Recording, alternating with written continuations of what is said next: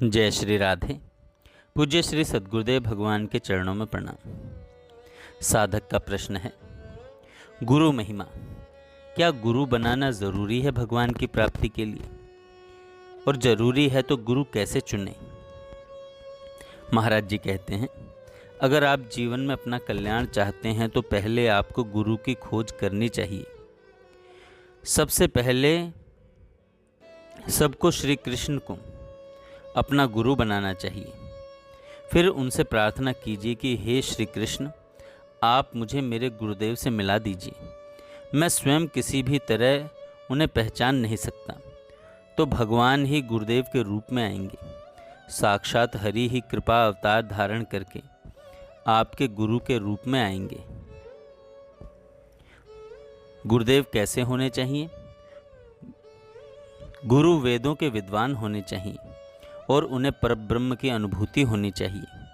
अगर किसी को वेद पुराण कंठस्थ हैं लेकिन उन्हें परब्रह्म की अनुभूति नहीं हुई है तो बात नहीं बनेगी।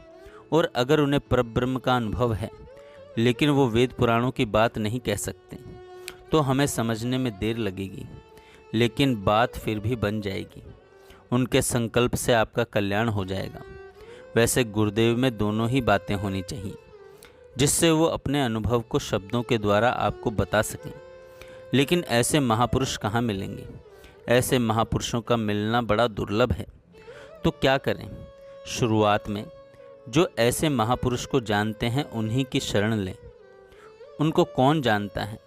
प्रभु सबको जानते हैं, तो आपके गुरुदेव का भी उनको पता है। प्रभु की शरण लें, फिर प्रभु आपको आपके गुरुदेव से मिला देंगे। क्या आप शिष्य बनने के लायक हैं? गुरु कुम्हार है और शिष्य मिट्टी का घड़ा है। जैसे कुम्हार मिट्टी के घड़े में अंदर से हाथ लगाकर बाहर से पीटता है ताकि उसका टेढ़ा मेढ़ापन ठीक हो जाए, वैसे ही गुरुदेव शिष्य को संभालते हुए बाहर से प्रतिकूल अपमान, निंदा, दंड देते हैं।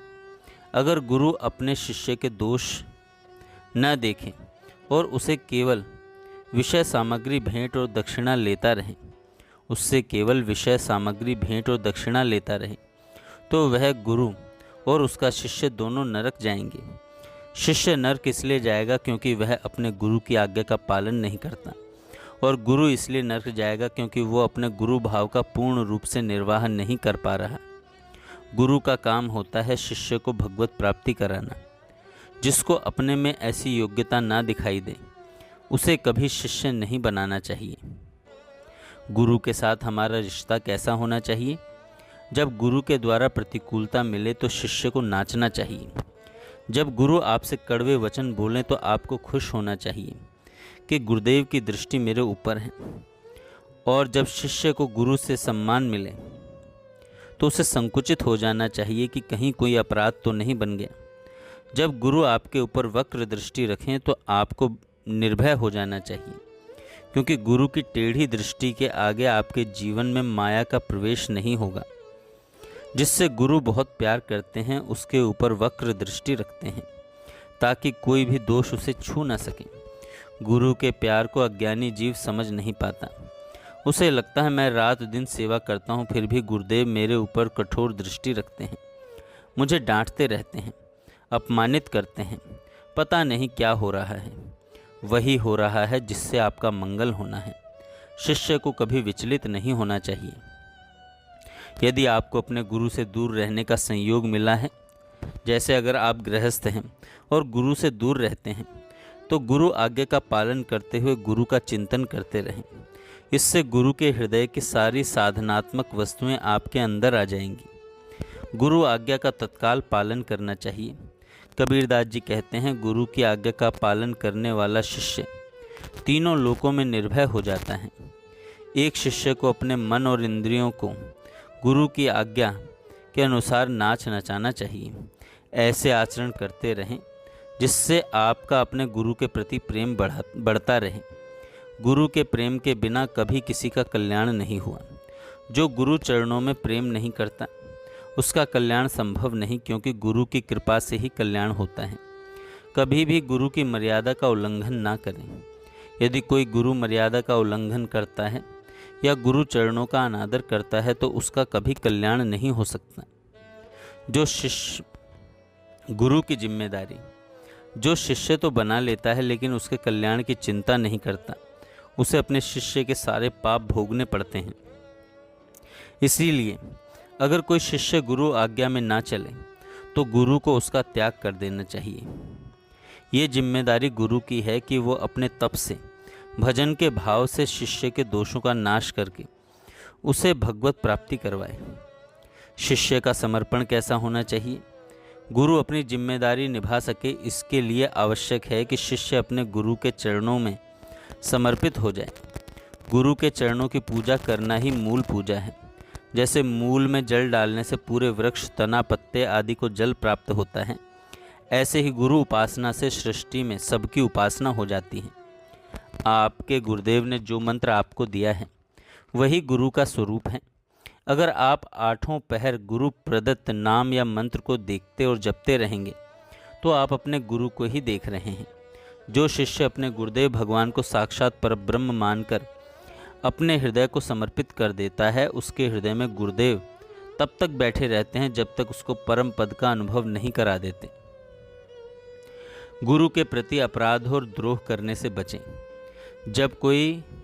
जब आप कोई अपराध करेंगे तो आपको अपने गुरु के प्रति द्वेष हो जाएगा, आप उनकी अवहेलना करने लगेंगे। अगर कोई अपराध बन रहा है तो तत्काल गुरु के चरणों में जाकर निवेदन करें। अगर आप अपराध करेंगे तो आपकी गुरु में अश्रद्धा हो जाएगी, उनमें दोष दिखाई देने लगेंगे। गुरु आपको सामान्य मनुष्य जैसे दिखाई देने लगेंगे। जो गुरु का अपराध करके किसी और का सहारा लेके बचना चाहता है उसको पिटना पड़ेगा, माया उसे पीट देगी। अगर आप गुरुदेव का अपराध करके किसी देवी देवता या साक्षात भगवान की शरण भी ले लें तो वह भी आपको नहीं बचाएंगे। ठाकुर जी स्वयं कहते हैं, मैं भक्तों के पराधीन हूँ। कभी गुरु की अवहेलना न करें। गुरु मिल गए तो सब कुछ मिल गया, अब कुछ मिलना बाकी नहीं रह गया। जो गुरु की अवहेलना करता है उसे उल्टे विचार, काम, क्रोध, लोभ, मोह आदि आएंगे। स्वयं भगवान ने भी गुरु की शरण ली।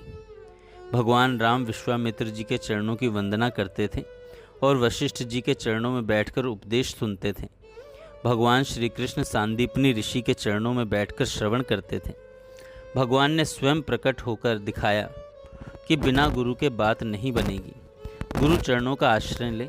भगवान के चरणों में बैठे उद्धव जी के पास बिल्कुल बूंद भर प्रेम नहीं था, लेकिन जब उन्होंने गुरु स्वरूपा गोपी चरणों का आश्रय लिया तो वह प्रेम से भर गए। बिना गुरु के भगवत प्रेम की प्राप्ति नहीं हो सकती। गुरु और संत दर्शन की महिमा। अगर आप हर दिन कई बार अपने गुरु के दर्शन न कर सकें तो कम से कम 2 बार तो दर्शन करें ही। जो दिन में 2 बार संतों का दर्शन करते हैं उन्हें काल भी धोखा नहीं देता, अर्थात उनकी अकाल मृत्यु नहीं होती। उनके जीवन में कोई भारी विपत्ति नहीं आती। उनके लिए सूली की सजा भी कांटे सी बनकर रह जाती है।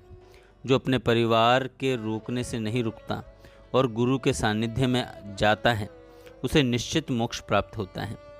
वो भगवत प्रेम का अधिकारी हो जाता है। जो लोग संतों को देखकर गुस्सा होते हैं वे अगले जन्म में चांडाल बनते हैं। महात्माओं और संतों को देखकर हमारा हृदय नाच उठना चाहिए कि आज तो हमें संत सेवा करने का अवसर मिला। जो संतों को दंडवत करते रहते हैं उनके अशुभ ग्रह अपने आप उतर जाते हैं। कोई भी वैष्णव दिखाई दे तो बस सिर झुका दें, इससे आपको कोई भी ग्रह परेशान नहीं करेगा। गुरुदेव और संतों के दर्शन करते हुए, उनकी आज्ञा का पालन करते हुए, एक एक श्वास पर निरंतर नाम जप करते हुए जीवन बिताएं। यही गुरुदेव की पूजा है और यही जीवन का परम लाभ है।